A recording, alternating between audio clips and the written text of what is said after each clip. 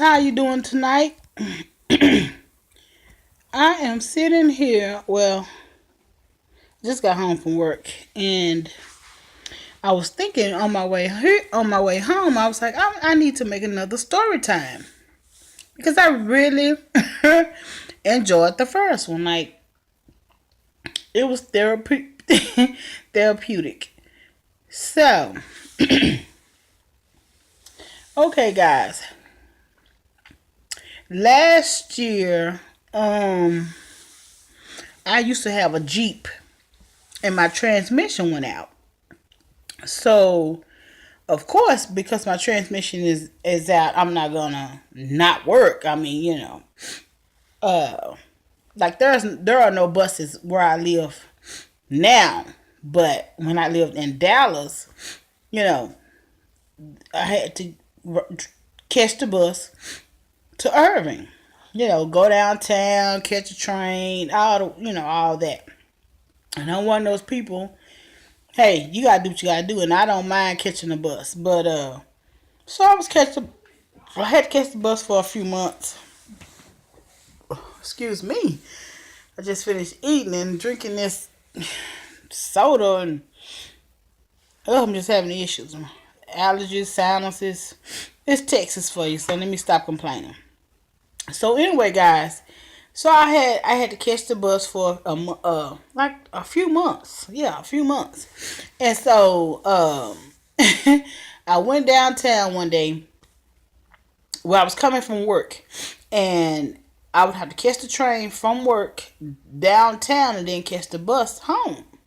So I got downtown and I walked.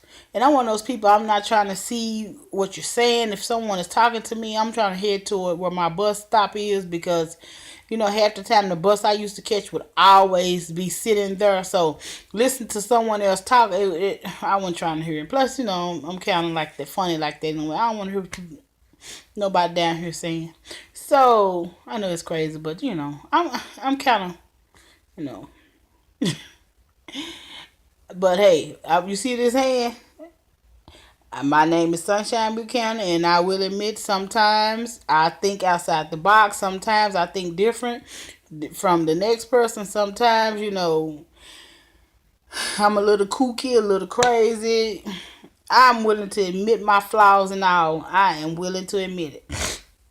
So anyway, I get downtown and I'm walking toward where my bus stop is. So this guy, he was trying to talk to me. Well, mind you, I don't stop. I don't listen, and I keep walking. So I go get on my bus, and I think like we must have been sitting. I think the bus driver said the bus will pull off in the next 6, 7 minutes or whatever. So dude see me get on the bus, and he comes and sit on the bus. He comes to sit directly behind me and introduce himself. Okay. First of all, anybody who follow me, anybody who have watched any videos know that I'm a chocolate lover, meaning I like my men tall, dark, and handsome, right? Or tall and dark. I mean, we can work with the handsome. Handsome is in the eye of the beholder. So, but dark skin. So anyway, mind you, he was tall, but he was light skinned. There was already a stripe. So he sit down behind me. He was like, I was speaking to you when you walked past me. Hopefully you wasn't being rude on purpose and yada yada yada. Excuse me. And I'm like, rude on purpose, dude. Don't just because you're standing down here, don't mean I nor anybody else who are down here in this vicinity have to talk to you. You know, there are no laws that says we must communicate, we must converse. There are no laws. These people are down here as well as I to catch this bus home. And it's late. I'm tired. I've been at work all day, and talking to a perfect stranger is not on my to do list. Nor am I interested. So he was like, why are you so mean? I said, I'm not mean. I don't know why everybody keep thinking I'm mean. I'm not mean. I said, I'm not mean. So, he was like, you are, so, okay. He cracked some kind of little joke. I laughed about it.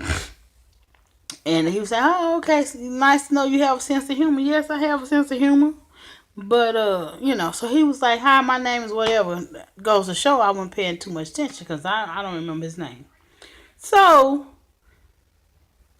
and guys, these are true stories. This is not nothing I'm making up. Okay. So he was like, well, Miss Lady, your bus is getting ready to leave. Can I have your phone number? So I'm thinking, well, he got a nice sense of humor. He's light, bright, and not my type. But, hey, he's just somebody I could talk to over the phone. I'm bored, I could talk to him. So I give him my number. And so I give him my number. I think he called me that night or the next night. Oh, excuse me. He calls me I think the next night. May have been that night. I'm not for sure. I can't even remember the dude's name. But anyway, so we're talking. You know how when you first start talking to somebody, you ask where you live, where you work. Well, I do. Or you out on bail, or you out on bond. Have you killed anybody? I want to know. Oh, God, my allergies, people. So, I'm asking, I'm asking the main questions. Because inquiring minds want to know. Mind you, I've been nosy all my life, and that's not about to change. So, I don't even care. So, he was like, am I out on bail or out on bond? Yes. Are you out on bail, out on bond? I wants to know if you've ever committed a crime where you had to get locked up for. Have you, especially murder or aggravated assault, attempted murder, kidnapping, whatever. I wants to know. I mean, we just have to do those things, women. I'm sorry. I'm sorry. I wants to know. Let that be my option to date you if you're on the run. Let that be my option to date you if, you have killed your previous girlfriend or your previous wife. Let that be my option. You know what I'm saying? Besides, all I need to know is your name anyway, and I'm going to go run a background check. But anyway, so, we were just talking and talking the night that he called. The night that he called. So... I was like, so what part of town do you live in? Because I like I said, my bus came before his. And I left, so I didn't know what bus he got on or somebody picked him up. But he was standing at the bus stop, so he was riding the bus. So, I asked him what part of town he lived in, and he said he lived, he mentioned some area, and I'm like, you live in some apartments? You live in a house? Like, what? And he was like, I'm between homes right now.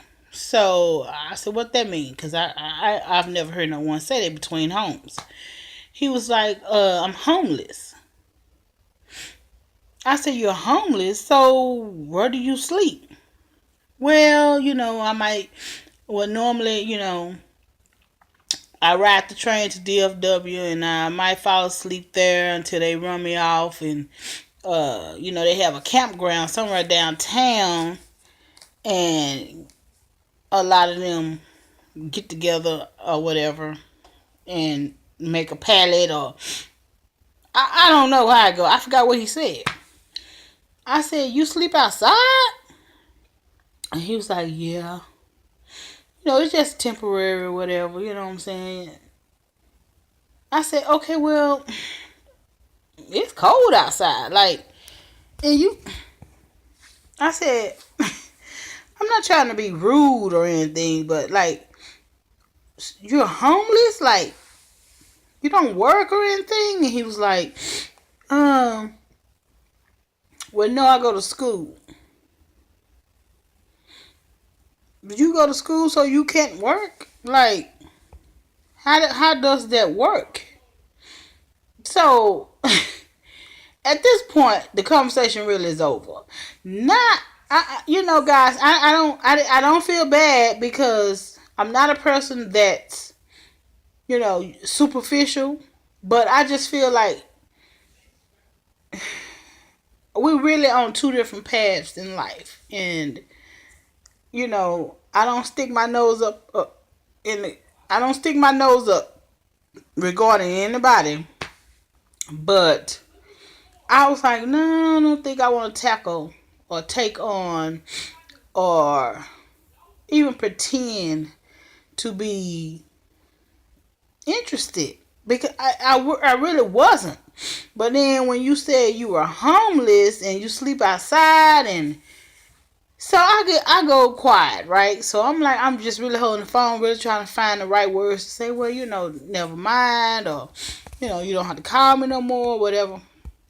He was like, so I noticed once I said I lived outside that you kind of went quiet. I mean, I noticed everything. So what's that about? And I was like, well, I mean, it's just unsafe to live outside, and I don't understand why you can't get a job instead of. I mean, I'm not telling you not to go to school. I'm just saying, why can't you work the hours that you're not at school, so at least you can get a motel room or something. You know what I'm saying? I don't know. So I was like, well, I'm not gonna waste your time or mine, and I'm sorry that you're sleeping outside. Cause now I start feeling sorry for the dude. He said, I don't need you to feel sorry for me. You know what I'm saying? I'm perfectly fine. Oh, then he started trying to jump fly. And so at the end of the conversation, he was like, you're fat anyway. And so I said, thank you. Thank you for telling me that. And you have a wonderful night. Did you hear what I said? And I said, I heard exactly what you said. You called me fat as if I didn't know that. But, I mean, you have no room to down talk me, and you live outside. What does that have to do with? I said, you know what, sir? I don't even know you well enough to argue.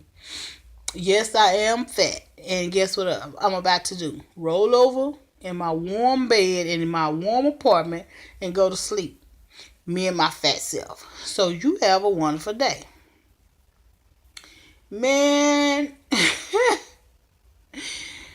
the nerve of some people. I just don't understand. Because I no longer wanted to converse with him, he decided to call me fat. Okay, if you were trying to hurt my feelings, I'm sorry. I tell everybody, if you want to hurt my feelings, you have to talk about, my mom, or, let my children starve, or, I mean, there are very few things that hurt my feelings. And calling me fat doesn't hurt my feelings. I mean, that's stupid. But, guys, I mean, the nerve of him. I was like, wow. He went there, and you homeless, and you had a nerve to perch your lips open to say something negative about somebody, and you're about to make you a bed on a cold ground. No, son, that is somebody. Oh my God, I was too through. I was so through. And then I looked up, guys. A few days later, he had actually called me, and somehow I missed the call. Like I wouldn't have even answered in the first place. I would have ignored the call. And then shortly thereafter, he texted me, and he was like, I wasn't trying to make you mad or whatever. I'm used to dating women who make 65, 70,000 a year, and the madness just kept continuing. And I'm like, okay. And I never did respond to the text. I'm like, okay, well, if you used to dating women that's making 60, 75,000 a year, why are you? A, why you're not working? B, why you're not, you know, living a certain type of way? And C, the nerve of you to get mad because a person kind of go silent once you tell them you're homeless. You know what I'm saying? Like the nerve. First of all, that's something you supposed to. I'm glad it was mentioned in the first conversation, but to get upset is it's a trip. Like, oh, okay, maybe that's just the defense mechanism. I just, well, you ugly in a way, well, you fat in a way. You know what I'm saying? Because they don't want to deal with the fact that you're homeless. Like, dude, how are we gonna date? I mean, you're gonna always come here because I can't go where you stay. You know what I'm saying? I can't go and sit on the ground Indian style and we have a date. You know what I'm saying? Or ride the train with you to DFW just so we can. Dude.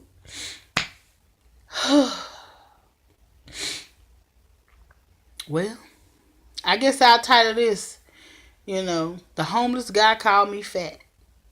And he thought he was hurting my feelings. I'm sorry he didn't hurt my feelings. Is that wrong with me that he didn't hurt my feelings? That calling me fat didn't hurt my feelings? Well, I guess because people say truth hurt, but truth don't hurt. I know I'm a plus size girl, so that didn't hurt my feelings at all. Like I said, you have to do something to my kids to hurt my feelings. But calling me fat because you homeless, and you said it was such intensity, such conviction. Oh, Jesus. The people you meet downtown Dallas. Peace, guys.